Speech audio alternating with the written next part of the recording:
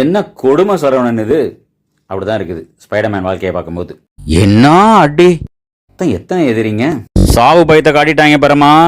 இருக்கிற ஒரு கேர்ள் ஃப்ரெண்டும் மறந்து போய் வேற ஒருத்தனுக்கு முத்தம் கொடுத்துக்கிட்டு இருக்கு. இன்னும் வேடிக்கை மட்டும்தான் பார்த்துக்கிட்டே இருக்கிறாரு. ரொம்ப அசிங்கமா போச்சு குமார். கும்பல சோக்கெல்லாம் நமக்கு தேவையா கோபி? ஸ்பைடர்மேன் படத்திலேயே முன்னாடியே ஒரு தடவை டைலாக் வந்திருக்கு, இது வரமா சாபமானே தெரியலன்னு பீட்டை பார்க்க சொல்ற மாதிரி. இது என்ன சாபம், இது வரம் தானே, சூப்பராச்சேன்னு தான் நான் நினைச்சேன். இதெல்லாம் பார்க்கும்போது இது சத்தியமா சாபம் தான் அப்படின்னு தான் தோணுது.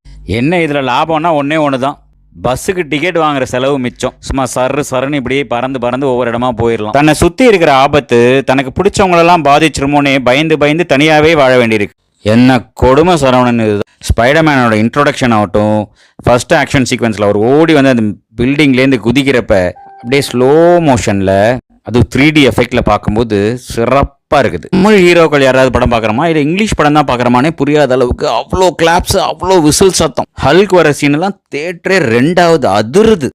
ஆக்ஷன் சீக்வன்ஸ் ரொம்ப கம்மி தான், ஆனால் ஒவ்வொன்றும் தரமான சிறப்பான சம்பவம். கிளைமேக்ஸில் ஒரு நிஞ்சா ஃபைட் இருக்குது. அதை நம்ம கூடிய சீக்கிரம் தமிழ் படங்களில் யாராவது அதை பார்த்து இன்ஸ்பயர் ஆகி, காப்பி அடிச்சில்ல, இன்ஸ்பயர் ஆகி கண்டிப்பாக மிக விரைவில் ஏதோ ஒரு டைரக்டர் ஒரு படத்தில் வைக்க தான் போகிறார்.